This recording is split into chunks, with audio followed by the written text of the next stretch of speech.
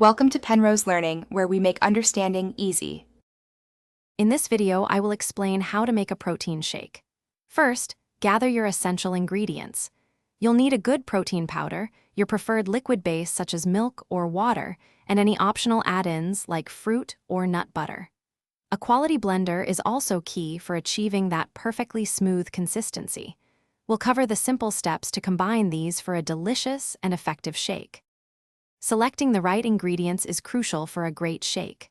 For protein, whey is a common choice, but plant-based options like pea or soy protein are excellent too. For your liquid, consider almond milk for a creamy texture or water for a lighter shake. Don't forget to add a handful of frozen berries or a banana for flavor and a boost of vitamins. Now, let's talk about blending for that perfect consistency. Always pour your liquid into the blender first. This helps prevent the protein powder from clumping at the bottom.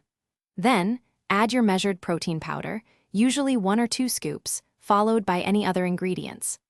Blend on high for about 30 to 60 seconds until it's completely smooth. You can always add more liquid or ice to reach your desired thickness. Making your protein shake truly yours is the fun part.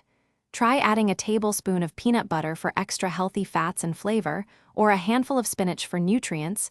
You won't even taste it. For a colder, thicker shake, toss in a few ice cubes.